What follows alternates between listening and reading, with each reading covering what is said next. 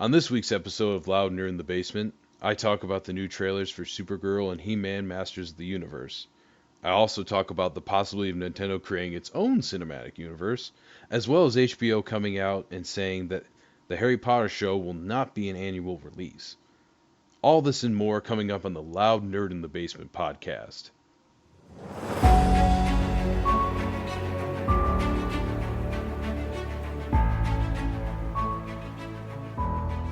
Well, welcome back to the Loud Nerd in the Basement podcast, Friday News Roundup. I'm your host, Adam Zolnai. Thank you, as always, for listening. I really appreciate it. A lot of people seem to have liked the first episode, and I'm so glad that you've come back to listen to even more ramblings by me.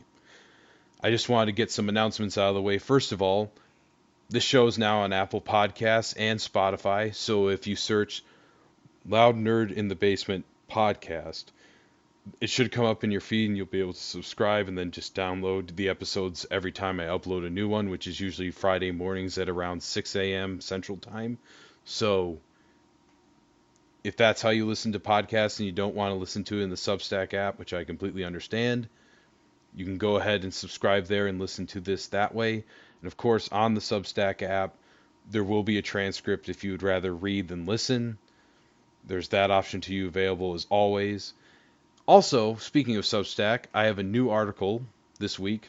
Since the new Super Mario Galaxy movie is out, I decided I wanted to talk about a few video game franchises that I think would be great to see on the big screen or small screen. And one of them is in the thumbnail. I'll just give you a spoiler. Halo. I would love to see a new Halo show or movie, not whatever it is that we got from Paramount Plus. That was supremely disappointing. Heresy, even. So I hope that we can get another version of that. But enough chit-chat, preamble, whatever you want to call it. Let's get into the main topics. So first up, we got Masters of the Universe coming out June 6th. We got a new trailer for that, which included a lot more action. We got to hear "I Have the Power" said by He-Man, which I was waiting for that in the trailer when they were building it up, when he just grabs the sword from his back and puts it up in the air, bursts into light, and you're just like, say it, just say the thing. We also got to hear Jared Leto's Skeletor voice, which is great. Again, I think this may be Jared Leto's best role for him. I'm really excited to see what he brings to Skeletor. I think it's going to be awesome. We also got more of Idris Elba's character Duncan in this trailer. It seems he's going to be more of a mentor to He-Man, which is going to be fun. I mean, who doesn't want to take lessons from Idris Elba? The dude's awesome.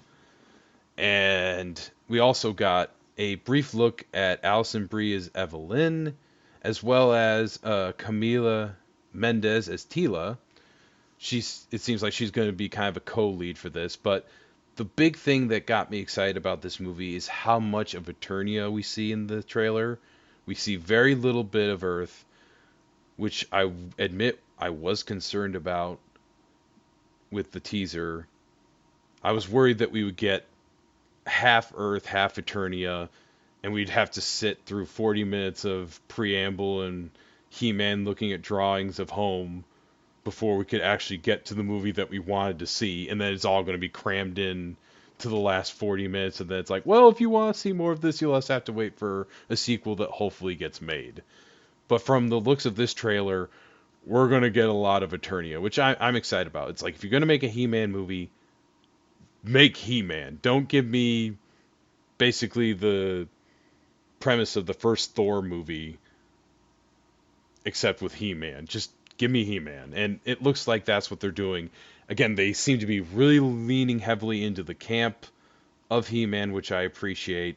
Don't be ashamed of what you're making. This is made by Travis Knight, who did the Bumblebee movie, and that's probably the best Transformers movie. Maybe Transformers 1. I haven't seen that one. I would love to see it, just haven't gotten around to it. So it seems like you're having this made by people who respect and love the source material. My only concern with this film is when it's getting released. It's getting released in June 6th, which is already a packed month for movies. In that same month, we are going to have He-Man, Scary Movie 6, Disclosure Day from Steven Spielberg, Christopher Nolan's Odyssey, and then at the end of the month, Supergirl, which we'll talk about later in this podcast. I'm a little concerned with how packed that is and what this may mean for this movie. I think Scary Movie will be fine in that month because it's a comedy and going for a much different audience than the other films during that release window. Plus, the budget for that is not going to be the same level as something like He-Man or The Odyssey or Supergirl, so it's not going to be needing to make $500 million in order to break even. The budget on He-Man is rumored to be 170 to 200 million. It might be more. We don't really ever get exact numbers of that, only what the studios choose to release with their creative accounting. So my only concern is that it is coming out at the beginning of the month, which means it'll get a jump start on everything else. But you have so much competition coming. Literally a week after this comes Disclosure Day from Steven Spielberg, which seems to be building a lot of hype through word of mouth and some really good trailers. Then you have Christopher Nolan coming off of Oppenheimer with The Odyssey, and even with the historical and accuracy issues aside, a lot of people are hyped for that. That one's going to be dominating the IMAX theaters for the next month after it releases. And then you also have Supergirl coming at the end of the month, which I think will do decent. It sounds like they're not acting too prideful about it in terms of expecting it to make almost $1 billion with that one. It sounds like they're expecting moderate returns on it, which I think is realistic for a Supergirl film. I mean, if it makes $1 billion, I'd be happy, but I also don't expect a Supergirl movie to make $1 billion. Even if it's the best Supergirl movie ever, I just don't see that happening. So with this, it's going to need a strong opening weekend box office if it wants to stand a chance of making its money back and getting a sequel. So I'm hoping it does. Again, it has a lot of things going for it in terms of it seems to be capturing the tone of that cartoon. It knows what it is and wears that on its sleeve. You don't have that self-deprecating humor that you would get in a lot of movies like this. At least in the trailer, we don't see that, where it's like, what are you, some kind of He-Man? Or, oh man, this is so crazy. I'm on a flying saucer talking to a skeleton man and wielding a sword that shoots lightning. Like, there's none of that. It seems to very much be playing it seriously. All the characters are like, nope, this is our world. This is the world of Eternia. It's real to us. We're not ashamed of what we're making. Either buy it or don't. And I really appreciate that approach. I think that could be what kind of puts it over the edge to make a good enough return on box office. But I'm looking forward to it. I don't think I'll be able to see it in theaters. Just I have a limited budget, and I already plan to see a movie basically every week that month. And unfortunately, I might have to miss out on this one, but I will definitely check it out. If it's still playing in July, I might go and see it, but it'll just depend on if it's still playing in that time. Just so much stuff being released in June. I don't know if it'll have an extended run, if there'll be room for it. But moving on, as I said before, the Super Mario Galaxy movie is coming out at the time of this recording. It will have just come out. I plan to go see it, so I'll have a review of it up on my Substack next week. But there have been some rumors of possible expansion in the Nintendo animated universe. There was a character poster that was released for this film. I'm not going to spoil it in case you're trying to avoid all that, but it's definitely a character that people suspected was in the movie, and Nintendo seemingly just came out and was like, yep, you're right, this character's in the movie. But on the red carpet, Charlie Day talked about the possibility of a Luigi's Mansion movie, and he was quoted as saying, I would be thrilled to do Luigi's Mansion, just because it's such a fun game. And not that you would make it a horror movie for kids, but it could have some more sort of jump scares in it, which could be fun. This isn't the first time that there's been a Luigi's Mansion movie in talks. Apparently, Chris Pratt, back at the premiere of the first Mario movie, said that there was possibilities of that coming out even then. And I remember people talking about it possibly being the sequel, is instead of doing Mario Galaxy, it was like, we're going to go smaller. We're going to do Luigi's Mansion, have Luigi kind of be the hero instead of Mario. But apparently, that's not the direction they took it with Galaxy. There's also rumors of an unannounced Donkey Kong movie, because I guess Nintendo made a trademark for a solo picture for that. And also, just based on the characters that are in this movie, I could definitely see them building out a cinematic universe for this with a mixture of live action and animated. Case in point, we know that there's a Legend of Zelda movie being made by Sony that comes out next year. If that does well, I could easily see them saying, okay, let's go ahead and do a Super Smash Brothers movie. I think that's what this is building up to. I'll just cut to the chase right there. I think they're building up to a Super Smash Brothers movie. What that looks like, I don't really know, because Super Smash Brothers, as fun as that game is, it ain't exactly the most cinematic storytelling in a video game that you've ever witnessed. It's basically just an excuse of, well, you gotta go over here and fight this Nintendo character now. Granted, I think that's all what audiences would want at this point, is just give me my Nintendo action figures basically fighting for an hour and a half.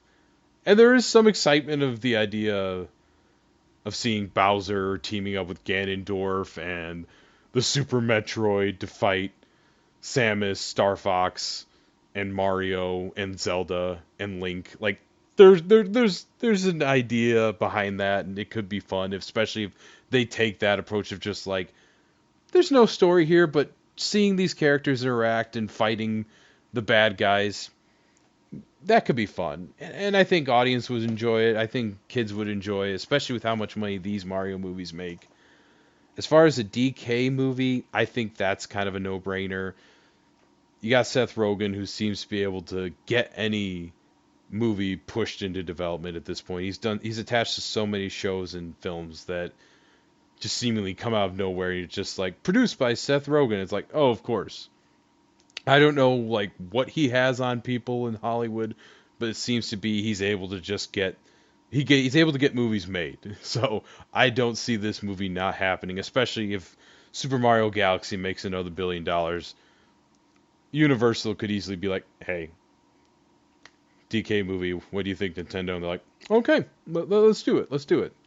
So I don't see that not happening. As far as Luigi's Mansion goes, I think if they follow the template of the first game, I mean, I'd be okay if they just straight up adapted the first game. I think the first game is the best of the three that have been made. It really straddles that fine line well of being creepy enough that you're like, oh, this is a little like spooky, ooh, like Scooby-Doo almost.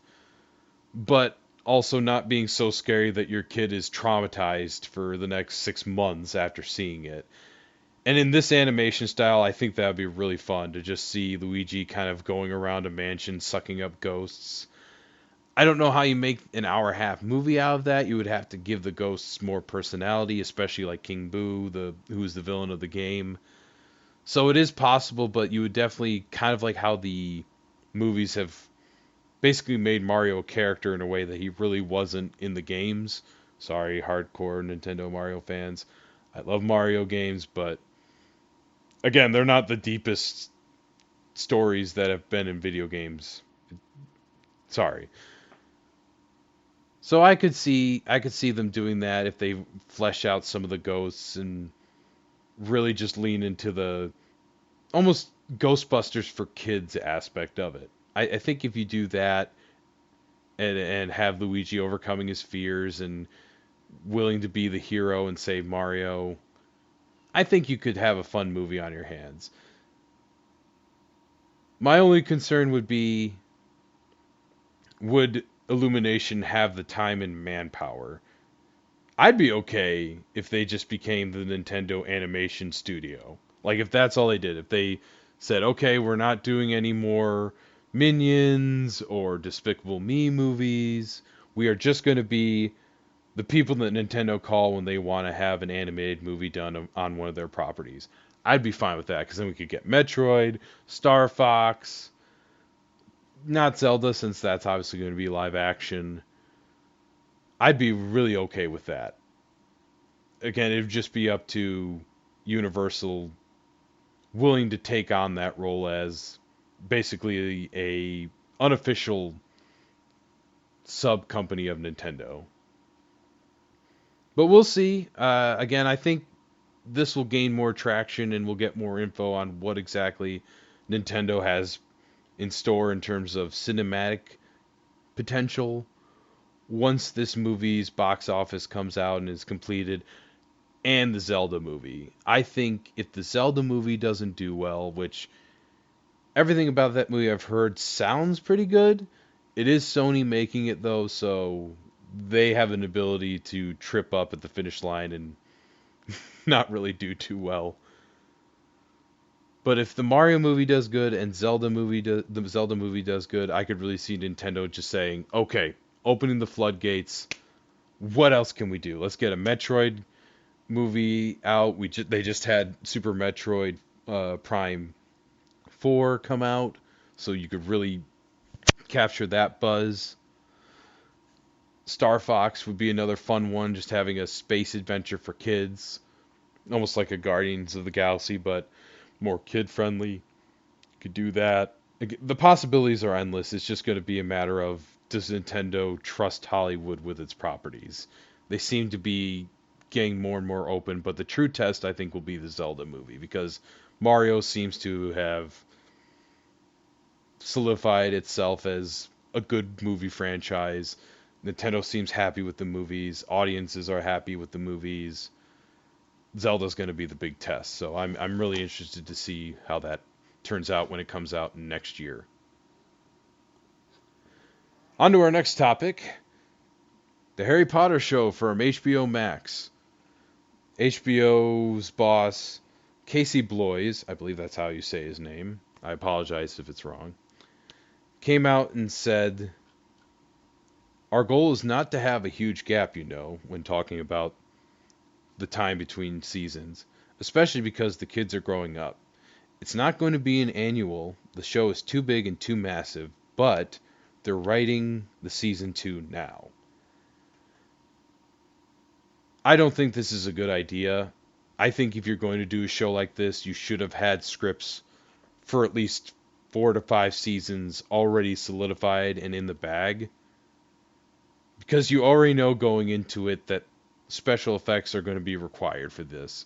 So if you can already have the scripts ready to go and be able to start filming the less effects heavy portions of seasons 2, 3, and 4, I think that would have been a smart idea to do it.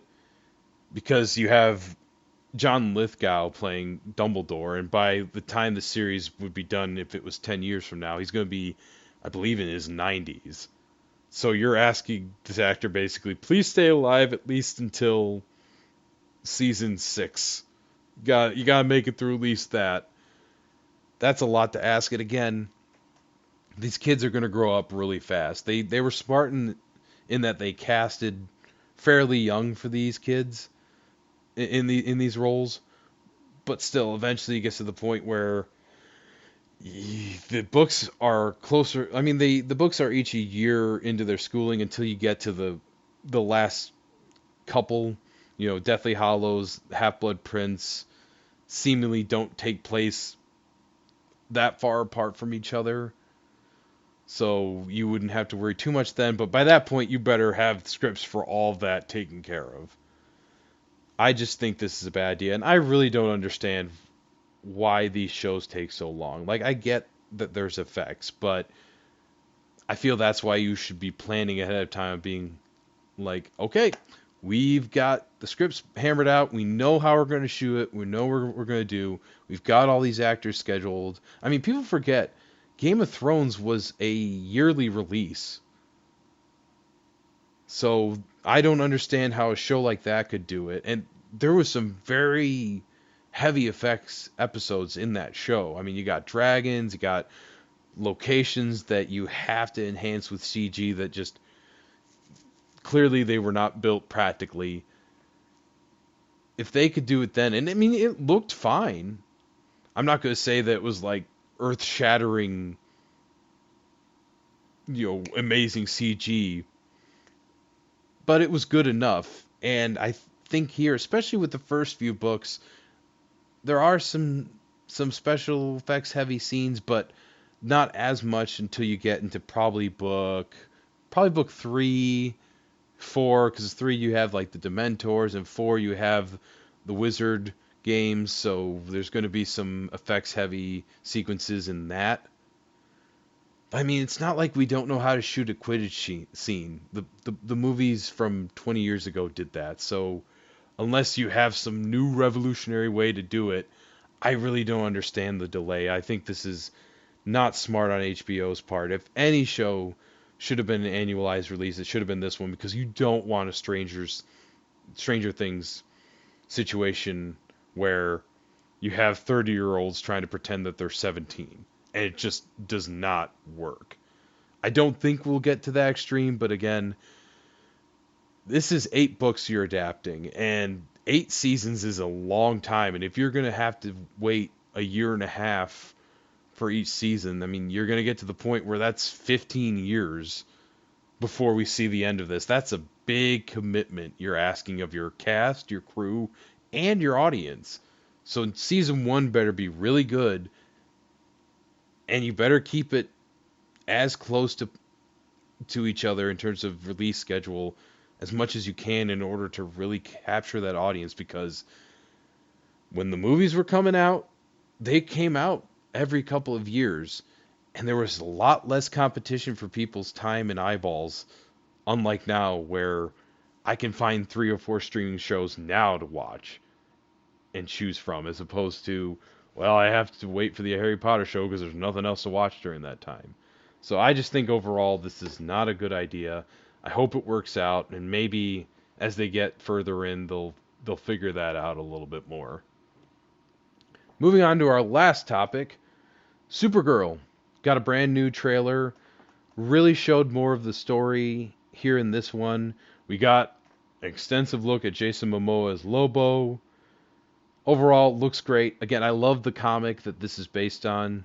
The Tom King comic is called Supergirl, Woman of Tomorrow. The movie seems to be faithfully at adapting at least the main points of it. You have the villain from there, Creme of the Yellow Hills, being played by Matthias Schoenaerts, I believe is how you say it. And of course, Millie Alcock as Kara Zor-El, aka Supergirl. I loved her cameo in the Superman movie. She looks like she's going to nail it here. I love the insinuation that she's not going to be wearing the costume until the third act. Normally, I don't like that. I don't like having to wait for my superhero to look like a superhero until the last third of the movie. But here, I think thematically it'll make sense where throughout the course of the movie, she's going to figure out how to.